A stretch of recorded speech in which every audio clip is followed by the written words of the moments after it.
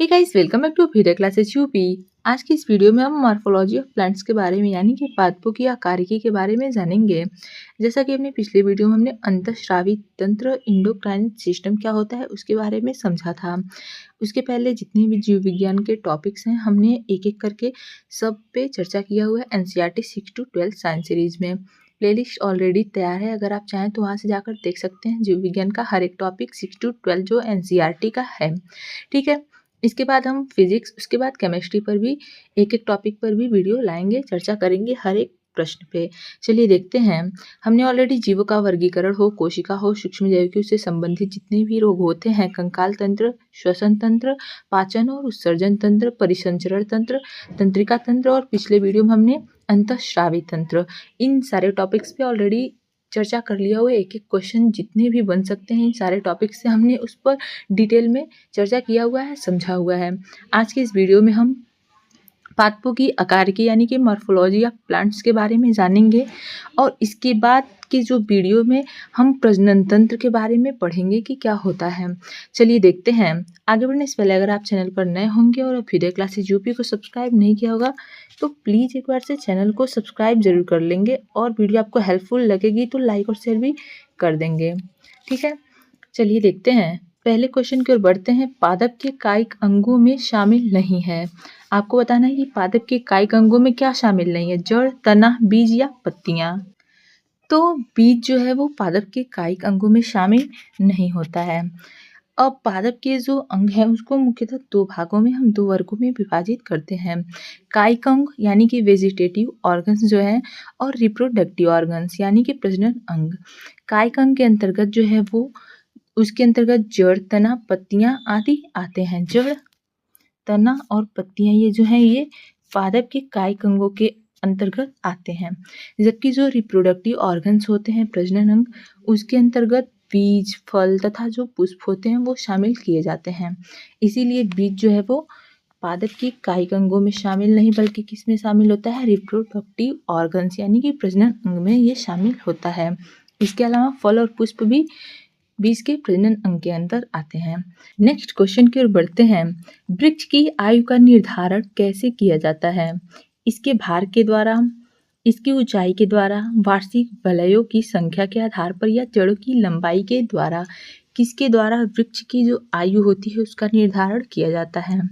तो जो वार्षिक वलयों की संख्या होती है उसके आधार पर वृक्षों की आयु का निर्धारण किया जाता है। यहाँ पे ऑप्शन सी जो है हमारा सही हो जाएगा। क्लियर है? नेक्स्ट क्वेश्चन की ओर बढ़ते हैं। एक बार इसको समझ लेते हैं कि जो वृक्षों के तने एवं शाखाओं की लंबाई में पूर्ण वृद्धि के यानी कि प्राथमिक जो वृद्धि होती है उसके बाद वृक्ष की जो छाल होती है एवं लकड़ी के मध्य स्थित एक कैम्बियम नामक पतली परत होती है जो कि सक्रिय हो जाती है, एक्टिव हो जाती है, जो वृक्ष की मोटाई में वृद्धि कर देती है। और यह जो होता है यह वृक्ष की द्वितीयक वृद्धि यानी कि जो सेकेंडरी ग्रोथ है वो होता है। वृक्ष की द्वितीयक वृद्धि जो होती है उसके कारण प्रतिवर्ष वृक्ष की लकड़ी में एक नई जो परत होती है वो जुड़ जाती है। आपने देखा होगा वृक्ष की जो वृद्धि होती है उसमें क्या होती है, द्वितीयक वृद्धि के कारण प्रतिवर्ष मतलब हर वर्ष वृक्ष की जो लकड़ी है उसमें एक नई परत जुड़ती चली जाती है जो पुरानी परत से भिन्न दिखाई देती है। इन्हीं परतों को हम एनुअल रिंग्स कहते हैं यानी कि वार्षिक वलय कहते हैं। इनकी गिनती से ही वृक्षों की आयु का निर्धारण किया जाता है। तो यहाँ पे ऑप्शन सी हमारा सही हो जाएगा कि वार्षिक वलयों की संख्या के आधार पर जो है वृक्षों की आयु का निर्धारण करते हैं हम। नेक्स्ट क्वेश्चन की ओर बढ़ते हैं। ऐसे पौधे जिनके बीज के चारों ओर आवरण नहीं पाया जाता है क्या कहलाते हैं? आवृतबीजी, अनावृतबीजी, जलोदबिज या अधिपादप क्या कहलाते हैं? तो जिन पौधों के बीज के चारों ओर आवरण नहीं पाया जाता है वे जिम्नोस्पर्म यानी कि अनावृतबीजी कहलाते हैं। क्लियर है? ऑप्शन बी यहाँ पे हमारा सही हो जाएगा।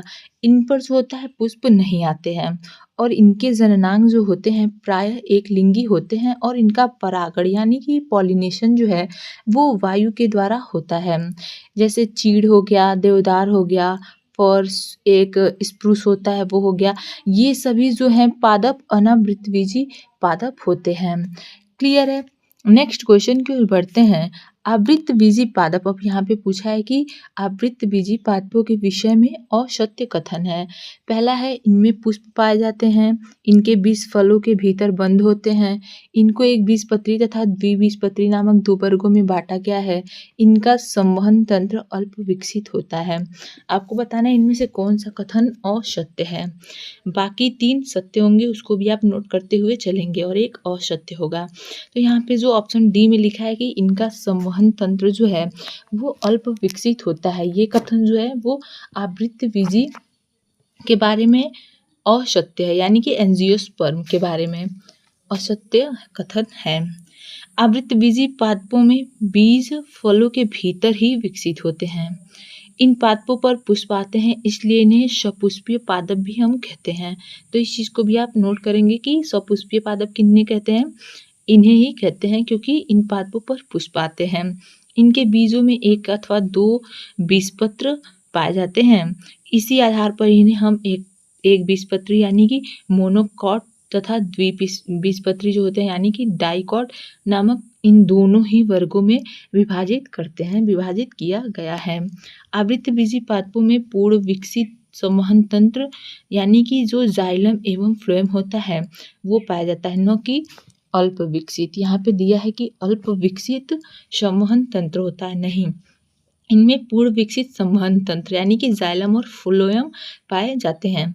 आवृतबीजी पादप मनुष्यों के लिए अत्यंत उपयोगी हमारे लिए होते हैं, जिनसे हमें अनाज जो है, फल है, सब्जी है, लकड़ी है, ये सारी चीज़ें हम प्राप्त करते हैं। क्लियर है? तो यहाँ पे ऑप्शन डी जो है कि इनका संवहन तंत्र अल्प विकसित होता है, यही गलत हो जाएगा, क्योंकि इनका संवहन तंत्र यानी कि जाइलम फ्लोएम जो है वो पूर्ण विकसित संवहन तंत्र पाया जाता है इनमें। बाकी 3 ऑप्शन भी ध्यान में रखेंगे। इनमें पुष्प पाए जाते हैं, इनके बीज फलों के भीतर बंद होते हैं और इनको एक बीजपत्री या अभी मैंने आपको बताया मोनोकॉट एंड डाइकॉट नामक 2 वर्गों में विभाजित किया गया है। नेक्स्ट क्वेश्चन की ओर बढ़ते हैं। इसमें पूछा है हमसे पादप जड़ों के संबंध में असत्य कथन है, कौन सा है। जड़ें सामान्यतः मूलांकुर यानी कि रेडिकल से विकसित होती हैं, ये प्रकाश स्रोत की दिशा में विकसित होती हैं, या जड़ों का अंतिम सिरा मूलगोप यानी कि रूट कैप जो होता है के द्वारा सुरक्षित रहता है, या एक बीजपत्री एवं द्विबीजपत्री पादपों की जड़ें भिन्न भिन्न होती हैं। इनमें आपको बताना है कि कौन सा पादप जड़ों के संबंध में इसमें से असत्य है। ऑप्शन बी में दिया है कि ये प्रकाश स्रोत की दिशा में विकसित होते हैं, तो यही हमें असत्य लग रहा है, क्योंकि पौधे का वह भाग जो बीजों के अंकुरण के समय मूलांकुर से विकसित होता है वो जड़ कहलाता है, ये हम सभी को पता है। जड़ें प्रकाश के विपरीत तथा गुरुत्वाकर्षण की ओर वृद्धि करते हैं, न कि प्रकाश स्रोत की दिशा में ये विकसित होते हैं। यहाँ पे ऑप्शन बी में ही हमें त्रुटि मिल रही है, क्योंकि जड़ जो होते हैं वो प्रकाश के विपरीत तथा गुरुत्वाकर्षण की ओर ये वृद्धि करती हैं। हाँ, एक चीज़ और, गुरुत्वाकर्षण शब्द यहाँ पे आया तो फिजिक्स में हमने इन टॉपिक पे भी चर्चा किया हुआ ऑलरेडी। आपको वीडियो NCERT 6 to 12 साइंस का जो प्लेलिस्ट है हमारा साइंस सीरीज में मिल जाएगा, ये भी टॉपिक और भी फिजिक्स में जितने भी टॉपिक हैं या केमिस्ट्री में, उस पर हम एक एक करके चर्चा करेंगे, वीडियो लेके आएंगे। क्लियर है? आगे देखते हैं कि इसका जो अंतिम सिरा होता है वो रूट कैप के द्वारा सुरक्षित रहता है, ये तो बात सत्य है बिल्कुल।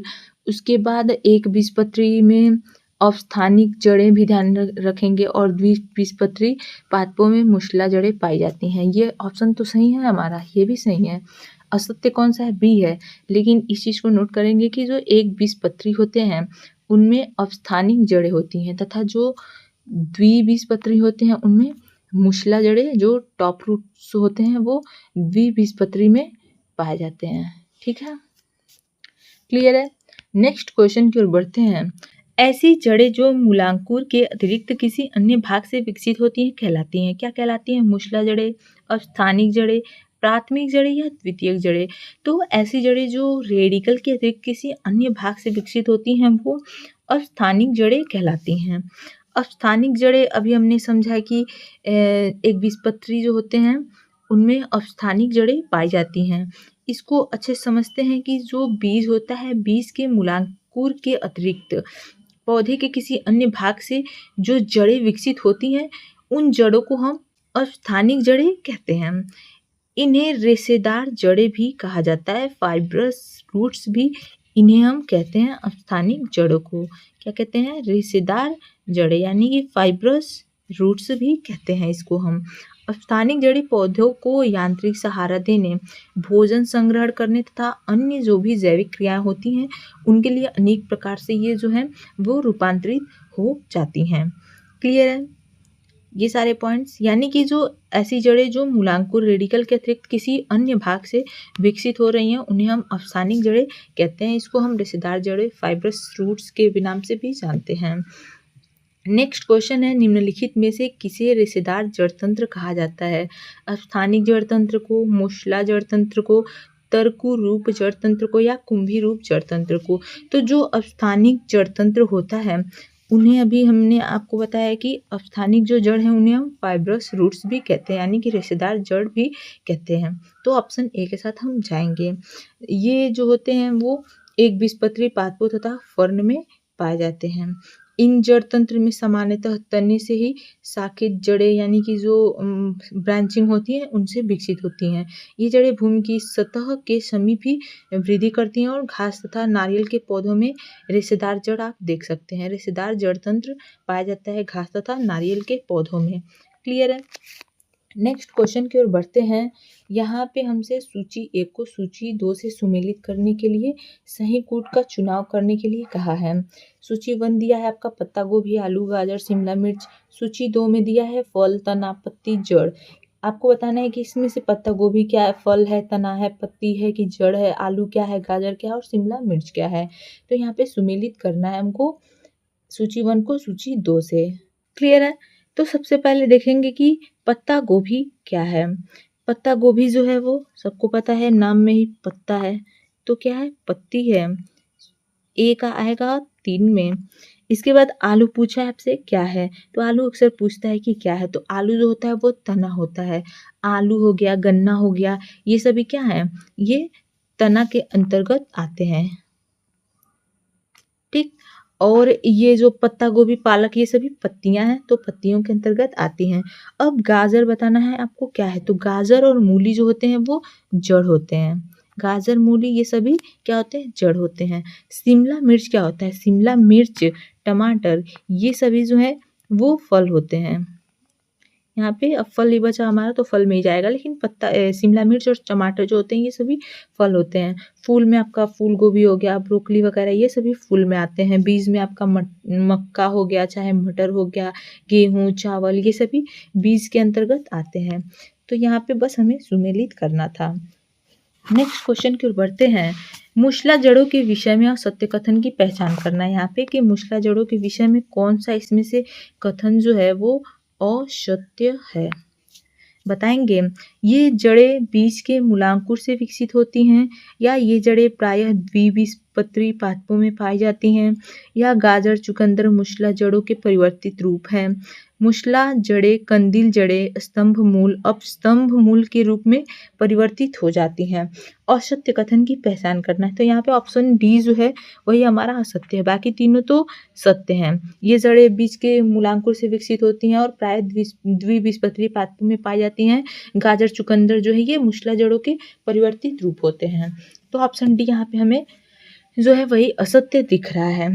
ठीक है, क्योंकि मूसला जड़ें मूलांकुर से विकसित तो होती हैं जो प्रायः द्विबीजपत्री पादपों में पाई जा रही हैं, और ये गाजर, चुकंदर, इसके अतिरिक्त जो मूंगफली हो गया, ये सभी ही मूसला जड़ों के उदाहरण होते हैं।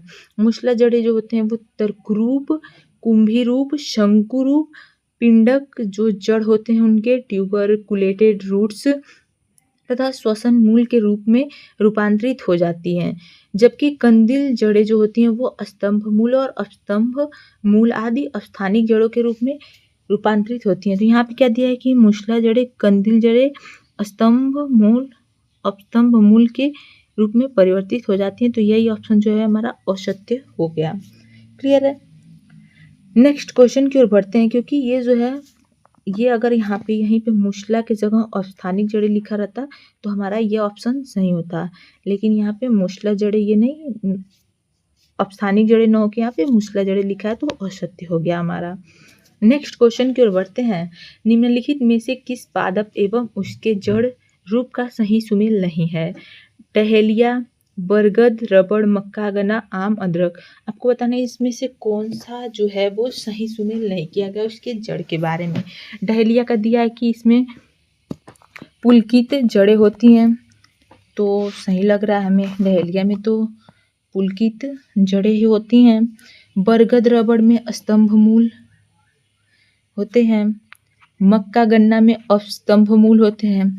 आम और अदरक दिया है कि इसमें कंदिल जड़ें होती हैं, तो यही ऑप्शन जो है हमारा सही सुमेल नहीं है, क्योंकि इसमें कंदिल जड़ नहीं बल्कि ग्रंथिल जड़ होते हैं। क्या होते हैं? ग्रंथिल जड़ होते हैं। तो आम अदरक में क्या होता है? आम अदरक हो गया और हल्दी भी। ध्यान रखेंगे कि हल्दी में भी ग्रंथिल जड़ें ही होती हैं। ये इनका उदाहरण है, आम अदरक, हल्दी, ग्रंथिल जड़ों का। ये स्थानिक जड़ों के रूपांतरित स्वरूप होते हैं जिनमें जड़ें फूलकर जो होती हैं मांसल हो जाती हैं। तो ये यहाँ पे कंदिल न बल्कि ग्रंथिल याद रखेंगे कि आम, अदरक, हल्दी ये सारे ग्रंथिल जड़ों के उदाहरण होते हैं। नेक्स्ट क्वेश्चन है, विश्व का सबसे छोटा तथा सबसे बड़ा पुष्प क्रमशः है? रेफ्लेसिया एवं कमल, वुल्फिया एवं रेफ्लेसिया, लिली एवं फूलगोभी, लेवेंडर एवं ग्लेडियोलस। आपको बताना है कि विश्व का सबसे छोटा तथा सबसे बड़ा पुष्प कौन सा है इसमें से। तो वुल्फिया एवं रेफ्लेसिया जो है, यहाँ पे ऑप्शन भी हमारा सही हो जाएगा।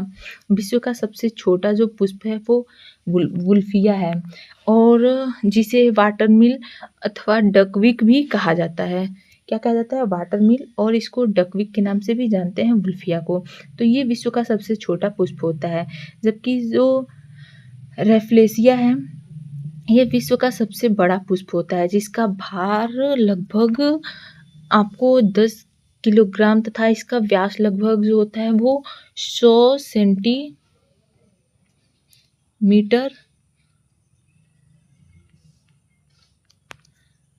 होता है। इस पुष्प से सड़े हुए मांस जैसी दुर्गंध भी आती है। इस चीज को भी आप समझेंगे और कहीं नोट करते हुए चलेंगे। साथ में इस पे हमने ये जो है डकविक यानी कि वाटर मिल जिसको हम वुल्फिया भी कह रहे हैं, यह एक एक्वेटिक प्लांट होता है जो जल पर तैरता रहता है, यानी कि यह एक प्रकार का वुल्फिया जो है वो जलीय पौधा है। क्लियर है सारी चीज़ें। अगर आपको कहीं भी कोई भी दिक्कत हो रही है किसी भी क्वेश्चन में, उसको समझने में, उसके ऑप्शंस को समझने में, आप बेझिझक कमेंट बॉक्स में बता सकते हैं। मैं पूरी कोशिश करूंगी कि अगले वीडियो में इसका पार्ट 2 आएगा। ये जो है पादपों के आकार की मॉर्फोलॉजी ऑफ प्लांट्स, इसमें बहुत सारे क्वेश्चंस हैं, ऑलरेडी 30 एबव है। तो हम कोशिश करेंगे कि पार्ट 1 तो बड़ा हो जाएगा, इसीलिए पार्ट 2 में इसको अच्छे से डिटेल में समझ रहे हैं तो वीडियो काफ़ी बड़ा हो जाए, उससे अच्छा 2 पार्ट में इसको समझेंगे। तो आप कमेंट सेक्शन में बता सकते हैं। अगर कोई भी दिक्कत होती है उसको हम पार्ट 2 में एक बार चर्चा कर लेंगे।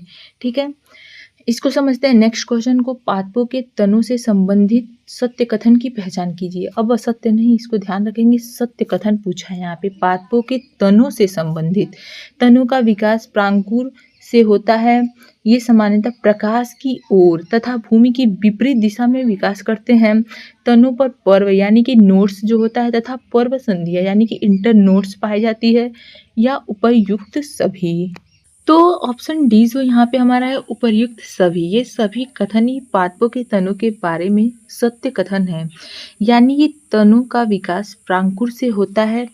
ये जो होते हैं वो सामान्यतः प्रकाश की ओर तथा भूमि की विपरीत दिशा में विकास करते हैं, ये कथन भी सत्य है।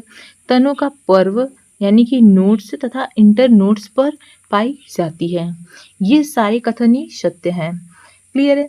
नेक्स्ट क्वेश्चन देखते हैं, भूमिगत तने का रूपांतरण नहीं है। क्या नहीं है? प्रकंद, स्तंभकंद, शल्ककंद या स्तंभ प्रतान।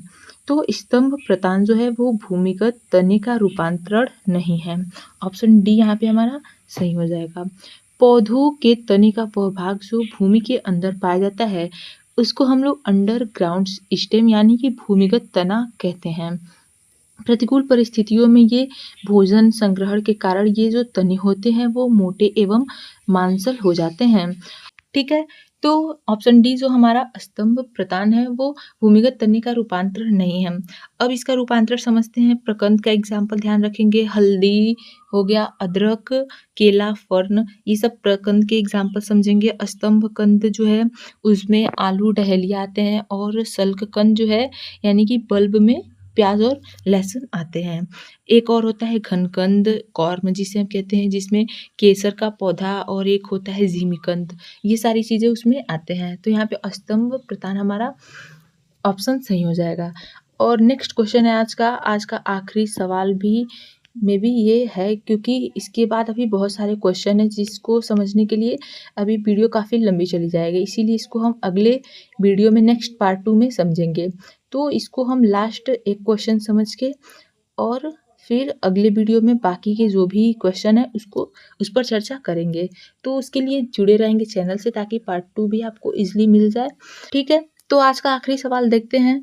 आखिरी नहीं, हाँ, एक और इसके बाद क्वेश्चन देख लेंगे कि विश्व का सर्वाधिक ऊंचा पौधा कौन सा है। उसके बाद अगले वीडियो में बाकी के क्वेश्चन समझेंगे। इसको देखते हैं। निम्नलिखित में से पत्तियों का रूपांतरित स्वरूप नहीं है, कौन सा नहीं है? पर्ण कंटक, पर्ण प्रतान, घटपर्णी या पत्र प्रकलिका, यानी कि जिसे वॉल्डर भी कहते हैं। तो यहाँ पे जो ऑप्शन डी है पत्र प्रकलिका, ये जो है वो पत्तियों का रूपांतरित स्वरूप नहीं है, बाकी जो है वो है। पत्ती सामान्यतः पता है आपको कैसी होती है, हरी चपटी, पतली संरचना उसकी होती है। उसके पादप के हमारे अंग होते हैं जो प्रकाश संश्लेषण की क्रिया से क्रिया द्वारा भोजन का निर्माण करते हैं। और इसके कुछ विशिष्ट कार्य के संपादन के लिए पत्तियों का निम्नलिखित रूपों में जो होता है मॉडिफिकेशन हो जाता है, रूपांतरण हो जाता है। जैसे हो गया पर्ण कंटक, पर्ण प्रतान, पर्णाभवृंत हुक होता है, सल्क होता है, एक पीचर होता है यानी कि घटपर्णी जो होता है, चूसक, कंटक, पुष्पीयन अंग, एक होता है ब्लैडर वर्ट आदि। ये सभी जो है इसके रूपांतरित स्वरूप होते हैं, लेकिन जो पत्र प्रकलिका होती है वो पत्तियों का रूपांतरित स्वरूप नहीं होता है। बाकी रूपांतरित स्वरूप भी ध्यान में रखेंगे। आज का आखिरी सवाल देखते हैं। विश्व का सर्वाधिक ऊंचा पौधा है, यूकेलिप्टस है, पीरोकॉप्स है, पोले एल्थिया है या टेक्टोना है। तो जो यूकेलिप्टस है वो विश्व का सर्वाधिक जो है ऊंचा पौधा है। ऑप्शन ये हमारा सही हो जाएगा। ये ऑलरेडी बहुत लोग को पता होगा, लेकिन फिर भी इसको एक बार समझते हैं कि यूकेलिप्टस जो पुष्पीय वृक्षों में सर्वाधिक ऊंचा वृक्ष होता है। यह अत्यधिक मात्रा में जल का अवशोषण जो होता है वो करता है, अत्यधिक मात्रा में जल ऑब्जॉर्ब करता है, जिससे उस स्थान पर जल की कमी हो जाती है जहाँ पे यूकेलिप्टस का पौधा लगा होता है। और भूमि जो होती है, जब जल का अभाव होगा, जल की कमी होगी, तो भूमि भी वहाँ की बंजर होने लगती है, क्योंकि ये जल का ज़्यादा अवशोषण करता है, तो वहाँ भूमि भी बंजर होने लगती है। ठीक है, क्लियर है। तो यहाँ पे ऑप्शन सी हमारा यूकेलिप्टस सही हो जाएगा। इसके बारे में जो एक दो पॉइंट है कि ये जल का ज़्यादा अवशोषण करता है, जल की कमी हो जाती है जहाँ पे ये होता है उस स्थान पे, और भूमि बंजर होने लगती है। ये सारी पॉइंट्स आई होप क्लियर होंगे। नेक्स्ट वीडियो में ये जितने भी क्वेश्चन है उस पर हम चर्चा कर लेंगे, पार्ट 2 वीडियो बना के। अभी काफ़ी सारे क्वेश्चंस हैं, तो फिर आपको ये वीडियो काफ़ी लंबी हो जाएगी, लेंथी हो जाएगी, जिसकी वजह से आपको भी मन नहीं करेगा देखने का, और इसीलिए हम इसको पार्ट 2 में समझेंगे। चलिए मिलते हैं नेक्स्ट वीडियो में, तब तक के लिए प्लीज़ चैनल से जुड़े रहेंगे। जाते वक्त वीडियो क्लासेज यूपी को सब्सक्राइब करना नहीं भूलेंगे, ज़रूर ही करते जाएंगे। अगले वीडियो में हम ये सारे क्वेश्चन डिस्कस करेंगे। अगर इसमें कोई भी एक क्वेश्चन, कोई भी आपको टॉपिक या कोई भी क्वेश्चन दिक्कत हो रही हो तो आप प्लीज़ कमेंट सेक्शन में बता सकते हैं। नेक्स्ट वीडियो में हम उस पर चर्चा कर लेंगे। ठीक है, थैंक यू फॉर वॉचिंग।